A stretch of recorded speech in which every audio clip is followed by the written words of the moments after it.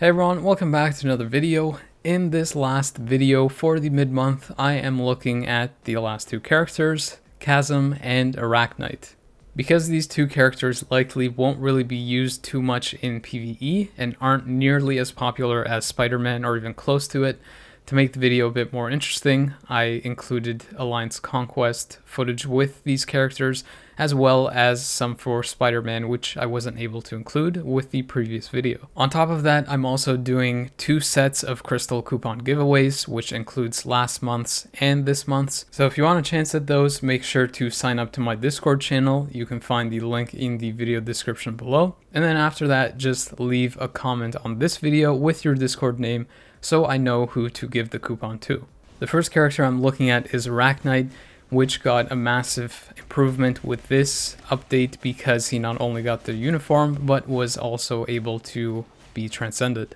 That said, my first impression of the character just at T2 with the uniform wasn't really the best, since he took over 4 minutes to clear a stage 99 of Thanos, which, if you've seen my other videos, most characters now can complete with well over a minute left, if not more. He did perform better versus Proxima, but that's because of the all defense down that ignores immunity taking effect or applying, and because he has paralysis not only on his 5th skill, but also on his 3rd skill for 3 seconds, meaning that you can almost lock down the opponent permanently to do damage and they can't move around to kind of extend the clear time. Once the character gets his awakening unlocked, he does perform much better, being able to clear stage 99 of Thanos about 1 minute and 30 seconds faster, and then stage 99 of Proxima about 30 seconds faster. This is already a pretty quick clear time, which is the reason why the improvement isn't as much. If you want to build a character for PvE, which I wouldn't really recommend because his kit is kind of more useful for PvP, but if you want to do that, I would likely recommend the CTP of Rage first, because a lot of his skills can't be really instant cancelled, they have to be kind of delayed cancelled. And on top of that, a lot of his skills are used one after another, besides the fact that he also has guaranteed crit in his kit. You could try to get away with using a single skill damage proc like an energy or a destruction, but I don't think it'll be nearly as good, and you'll have a lot harder time actually trying to hit the proc on these skills that you want. I only really did one test in World Boss Legend for both of these characters, Arachknight and Chasm, because from the other characters that I've tested, the standard that I've found now is that if a character can complete stage 9 of Knull, at least for my account, with at least 2 minutes and 30 seconds remaining to around 2 minutes and 40 seconds remaining, then they are good for PvE, but the ones that you really want to build for PvE and the ones that are going to be at the top of the charts are the ones that can complete it with around 2 minutes and 50 seconds remaining or more. In terms of the skill rotation, the one that you want to do is basically open with the 3rd skill, which you can either let play out a bit till your proc activates or cancel it, and then go into the 5th skill. You can let that play for a little bit. I think it does a little bit more damage once kind of a little bit of the animations where he shoots out begin. And then you basically want to go into the 4th skill to finish off. So to summarize, you do 3, delay cancel 5, delay cancel 4. Once you have access to your awakening skill, the rotation is pretty much the same, but this time you likely are going to quick cancel the 3rd skill, because once you activate the 6th skill and cancel that, it will likely activate your proc, so you can go into the 5th, delay cancel that just slightly, and then finish off with your 4th like before. You can see that even with the leadership tag and White Fox support on the blast day where he has a type advantage, Arachknight still struggled to complete the first phase of Dormammu in under 2 minutes, which means that he likely wouldn't have completed this fight with no damage proc. The character is still decent for PvE, and with a better build he likely would have completed it, but again, I would probably recommend that you build him more so for PvP, since there are far better options for PvE. Between the two characters, Chasm seems to be the one that is better for PvE, and for PvP, as you'll see later on in the later clips. He was able to complete stage 99 of Thanos about 40 seconds faster than Arachknight, and with over a minute left. Despite not having that paralysis lockdown like Arachknight, Chasm was still able to complete stage 99 of Proxima about 10 seconds faster, with around 3 minutes and 50 seconds remaining. Keep in mind that Chasm does have a higher all defense down cap of 60% as opposed to Arachknight's 40%. Once the character is upgraded to T3, he gets about a minute improvement in clear time and ends up being about 15 seconds faster than Arachknight. On Proxima, the clear time is already under a minute, so his clear time improves by around 25 seconds with the T3 and ends up being around 10 seconds faster than Arachknight there. Although I'd likely still recommend building this character for PvP, he does have more value than Arachknight if you do build him for PvE, because you can use him on the speed villain restriction days for Alliance Battle Extreme. Because of that, and since Rage is usually better there, I would likely recommend a CTP of Rage first for him, also because he does have a lot of delay cancels in his kit, but I think that you could still make a single skill damage proc like an energy or a destruction work if you really wanted to. However, it will likely be a lot tougher to time because of the delay canceling of those other skills. As I mentioned before, I only really tested on stage 9. I did multiple tests on this as opposed to going to other stages, and found that this character was very similar to Arachknight, finishing within around the 2 minutes and 35 seconds to 2 minutes and 40 seconds remaining, which again means that they are somewhat good for PvE, but they aren't at the top like some of the other characters. But between these two characters, I would say that Chasm has the opportunity to perform better at higher levels of PvE because he has his own built-in support passive. This is more ideal for two reasons. One of them is because he basically is his own support, so he doesn't need another one. And in higher stages of World Boss Legend, he can also sort of act as his own leadership with that passive. But besides that, the damage dealt passive ends up being a better increase in damage overall than something like Arachknight's leadership, which only increases his basic attack.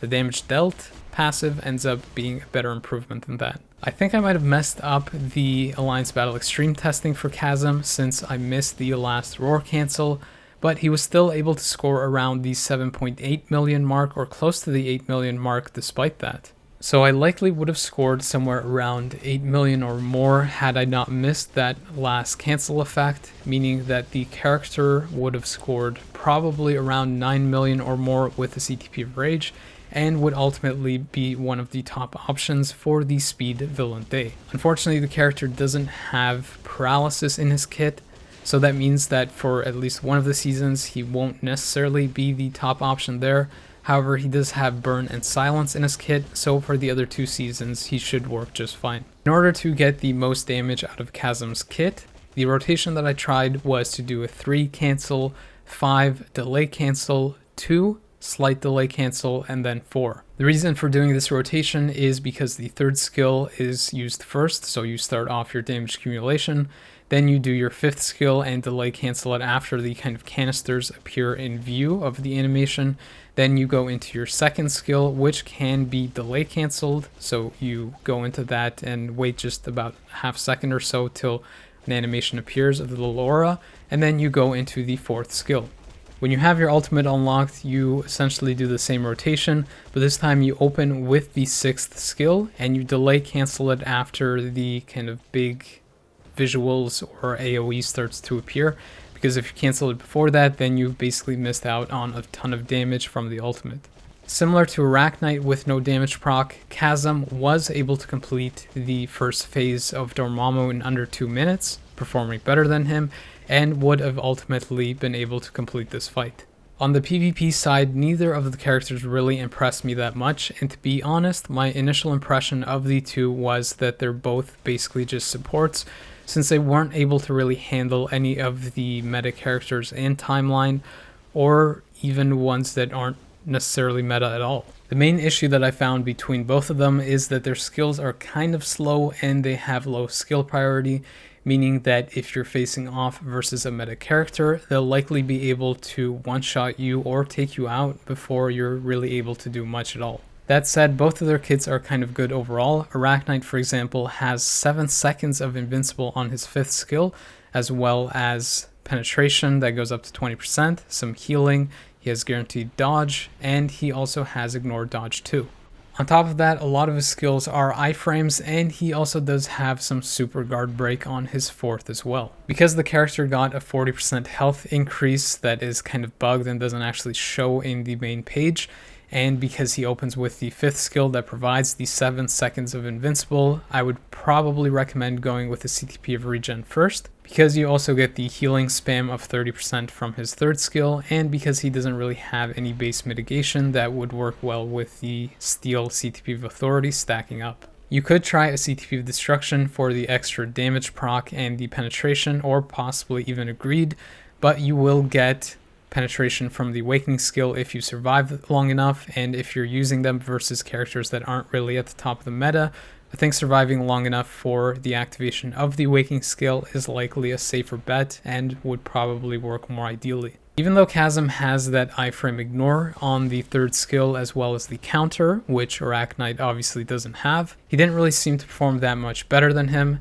And I think that one of the reasons for that is because his survival is kind of much worse. Even though he gains 20% damage mitigation in his kit, he doesn't have that guaranteed dodge that Arachknight has, and he doesn't nearly have as much invincibility throughout his kit or ways to survive, since even his 4th skill, which has the healing, doesn't really get used by the AI much at all. It usually goes with the 5th skill first, and then with the 3rd skill or the iframe ignore, if the opponent goes in the iframe skill at all. Even though the characters have similar health pools, because Chasm's AI doesn't really use the healing from the 4th skill, and because he lacks invincible but has damage mitigation in his kit, I would probably recommend a CTP of authority for him first over regen. And if you want, you could potentially also go with a destruction, since he lacks penetration and he's also a little bit flimsy as is. So you can basically double down and try to take out the opponent before they do the same to you. However, I recommend a steel authority before that, since again, you can stack the mitigation with his passive, which probably won't go too high, but it will help. And because the invincible will help him not get knocked out of the counter iframe ignore skill on his 3rd, which can sometimes happen if he basically doesn't have any invincible or any ways to stop characters that will basically guard break him.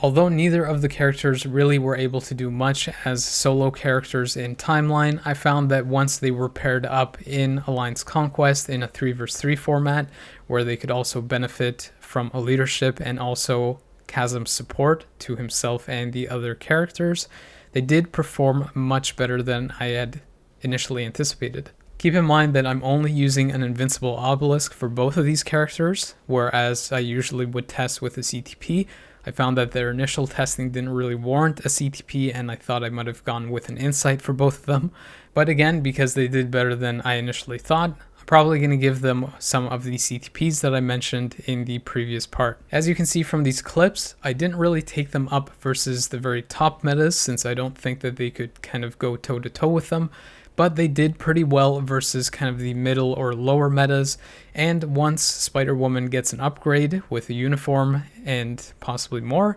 this team should perform even better than that and could potentially compete versus some of the higher metas too. Regardless, the characters are going to be useful in Alliance Conquest because the opponent will more than likely have to use debuff leadership to deal with the web effects, and iframe ignore characters to deal with the characters iframing so much. Speaking of top meta characters, here are some tests that I did with Spider-Man in Alliance Conquest, which I wasn't able to include with his own video because I kind of rushed to get it out so quickly. As you can see from the clip though, he's able to basically take out characters like Warlock and Doom all by himself,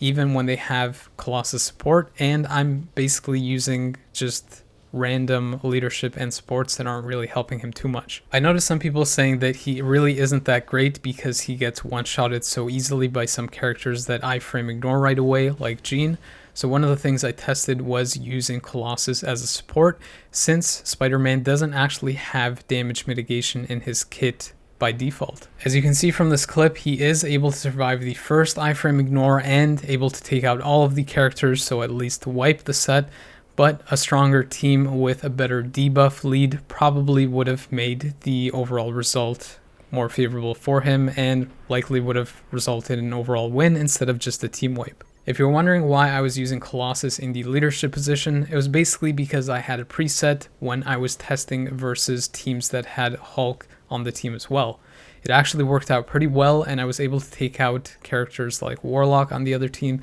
and even Gore just by using this team, which was essentially just Spider-Man doing all the work and Colossus providing some physical immunity and reflect damage. So I'm pretty sure it's safe to say that the character is still top meta and good standalone, and keep in mind that Wasp will more than likely get an upgrade with the next major patch, meaning that this particular team setup will be even better. To make the team tougher to counter, you might want to consider adding another meta character into the mix, possibly using a strong leadership like Jean or Doom and Colossus as a support to keep that mitigation on Spider-Man as well. I wouldn't necessarily recommend either of these characters unless you're into Alliance Conquest, which is the spot where I believe they are most useful in. Chasm does have a little bit of flexibility in that he's also useful in Alliance Battle Extreme if you are trying to push to the very high scores there. However, for the most part, they're mostly just limited to PvP characters, and if you're not going to use them there, then they won't really add much value to your roster.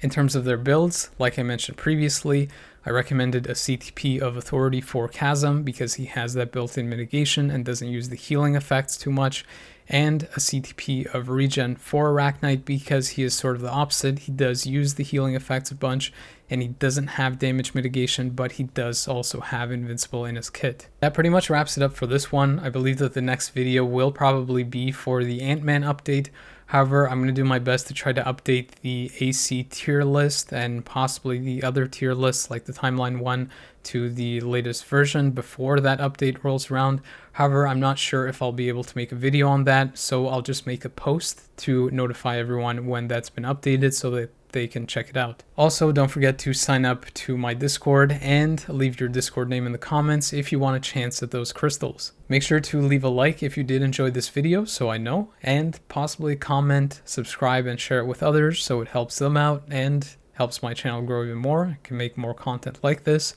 As always, I appreciate people taking the time to watch these, so thank you, but the video is now over.